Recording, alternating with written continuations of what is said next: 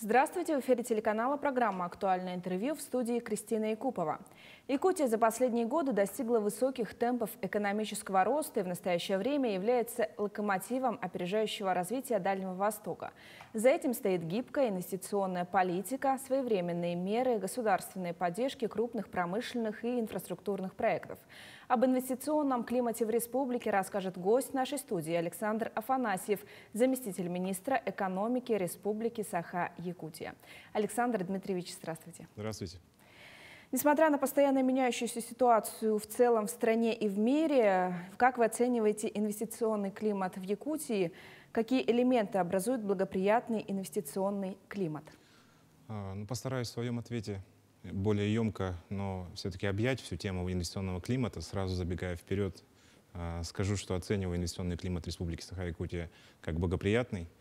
В Республике Саха-Якутия сейчас развиваются активно электронные сервисы, способствующие качественному и оперативному предоставлению государственных услуг предпринимателям. И вот в логике цифровизации действуют и все государственные органы. Многие сейчас мечтают о своем деле, но не каждый решается на данный шаг. И на начальном этапе, на старте, главной проблемой является отсутствие информации у граждан. Зачастую гражданин не знает, с чего начать, как открыть свое дело, как зарегистрировать предприятие, какие процедуры для этого необходимы, какие услуги, какие документы и сроки. Здесь действенной мерой поддержки являются центры «Мой бизнес», которые открыты во всех муниципальных районах. Там можно зарегистрировать ИП, ООО с минимальным пакетом, с консультационной поддержкой, которая охватывает все темы предпринимательства. Там же можно открыть расчетный счет в банках партнеров бесплатно, ну и получить поддержку по предоставлению электронной цифровой подписи. Вот, допустим, предприятие зарегистрировано, ИП, да? Далее стоит вопрос у предпринимателя об аренде. Благодаря цифре все процедуры предоставления земельных участков в аренду и с торгами, и без торгов, они сейчас оцифрованы, оптимизированы, и подача подается полностью в электронном виде в очень короткие сроки. Сейчас предоставление земельных участков в среднем занимает 30 дней. После земельного участка идет этап строительства. Разрешения на строительство сейчас у нас выдаются за 80 дней. 4 года назад этот срок занимал 180 дней. То есть существенная оптимизация произошла. Все документы подаются электронно. Также существует сервис, который позволяет контролировать процедуру получения услуги в зависимости от типов, видов строительных объектов, так называемый калькулятор процедур. После строительства необходимо техприсоединение к этому объекту предпринимателя. Техпрессы к электричеству, к газу, к воде, к теплоснабжению. Раньше, вот 4 года назад, допустим, у нас была нормой, когда техпрессы предоставлялись годами, сроки его исчислялись. Да? Сейчас сроки, если не требуется серьезного строительства, занимают не более 4 месяцев в среднем. Это очень высокий показатель по стране, и все равно там есть возможности к оптимизации, и мы над этим постоянно работаем. Кроме того, в сфере предпринимательства бизнесу всегда необходимы трудовые ресурсы, инфраструктура, льготная финансовая поддержка, имущественная поддержка. Ну и все это все, оно входит в сферу инвестиционного климата. Это сфера, где действует бизнес. Важный момент упустил. Еще есть административное давление, так называемое. Да? Я как в прошлом предприниматель часто с этим сталкивался.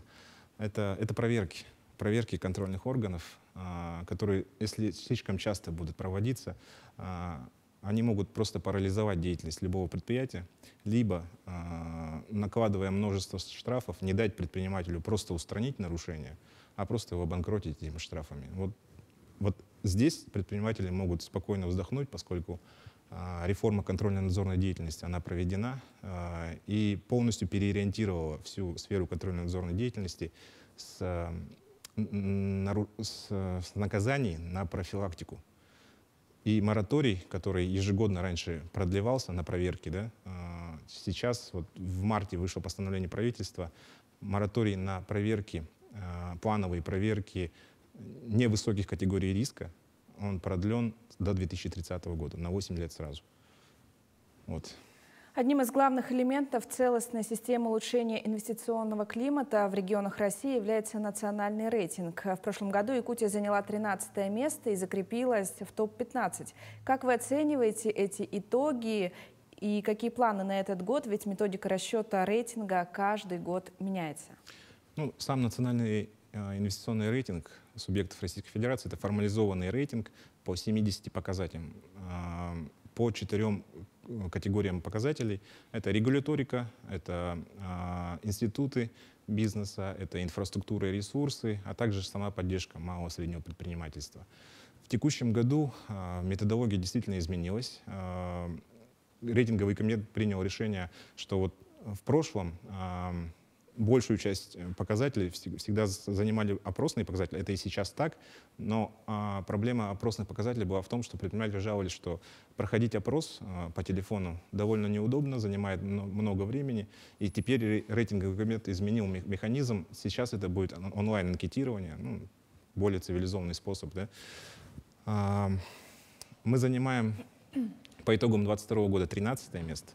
Это высокая позиция среди всех субъектов Российской Федерации. Перед нами такие традиционно очень развитые субъекты, где предпринимательство действительно традиционно развивалось в очень ускоренном темпе. Москва, Московская область, Ленинградская область, Санкт-Петербург, Татарстан, Тульская, Калужская область. Это прям передовые субъекты.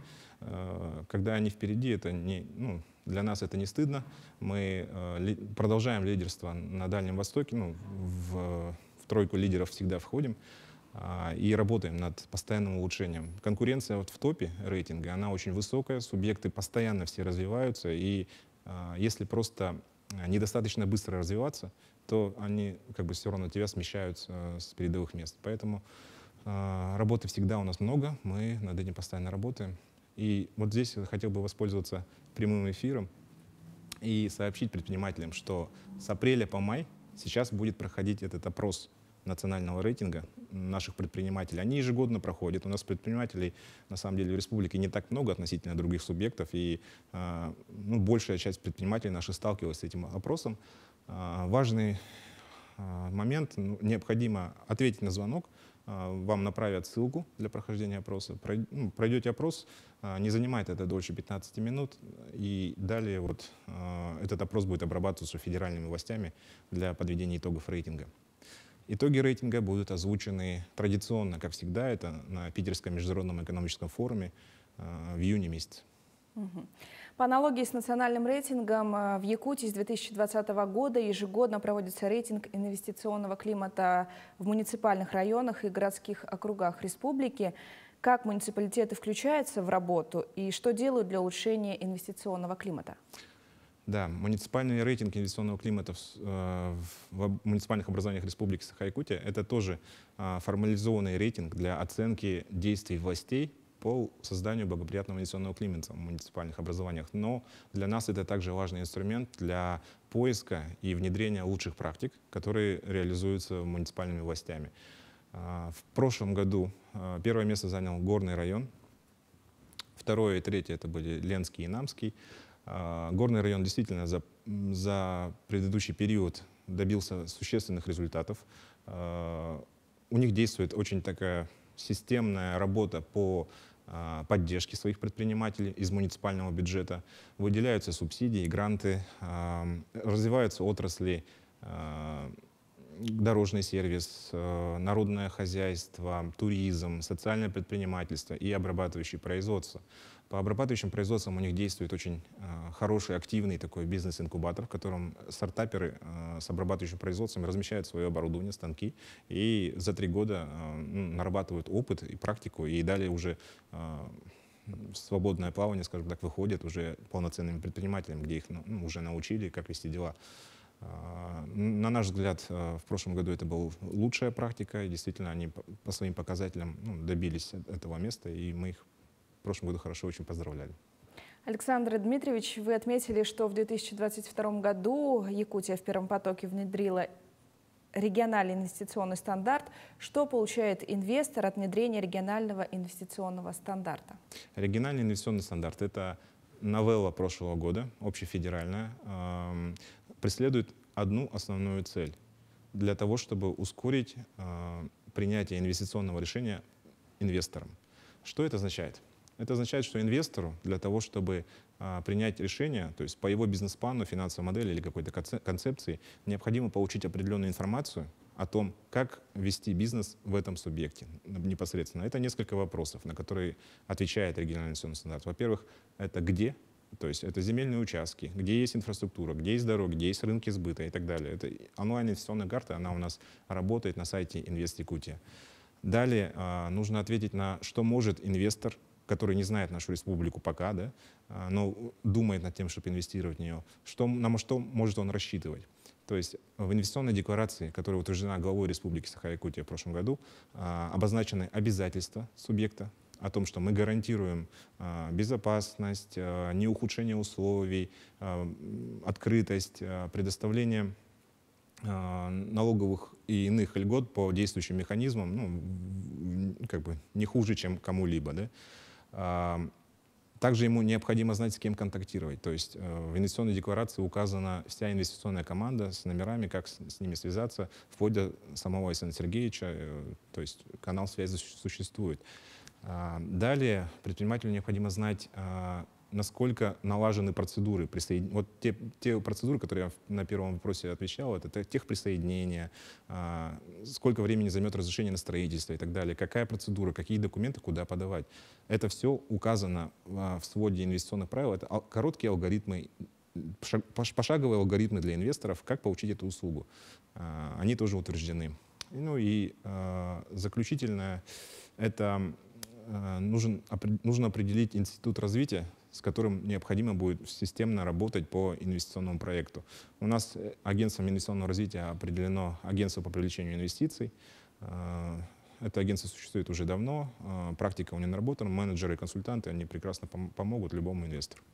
Вот, по сути, вот это стандартный набор, который должен действовать по логике федерального центра в каждом субъекте Российской Федерации. Мы пилотно его внедрили в прошлом году успешно, и этот внедрение было подтверждено федеральными властями, деловыми объединениями. Деловая Россия, по России, ТПП, они все подтвердили, что действительно все работает. Какие меры предпринимаются для улучшения инвестиционного климата в регионе? Какие планы у команды нашей республики в этом направлении? В своем ежегодном послании Александр Сергеевич всему правительству поставил задачу сократить инвестиционный цикл, строительный цикл на 35%. Сколько бы мы ни добивались успеха, то есть нет предела совершенству, нужно продолжать оптимизировать. Есть еще резервы к оптимизации, и мы уверены, что сейчас в синергии правительства, муниципальных властей, ресурсоснабжающих организаций этот показатель можно достигнуть. И вот эта работа сейчас проводится в текущем году. Инвестиционный климат у нас будет еще лучше, и мы добьемся, наверное, повышения места в национальном рынке Республики Саха-Якутия. Александр Дмитриевич, спасибо, что ответили на наши вопросы. Желаем вам успехов в работе. Спасибо. Это была программа «Актуальное интервью». Оставайтесь на нашем телеканале.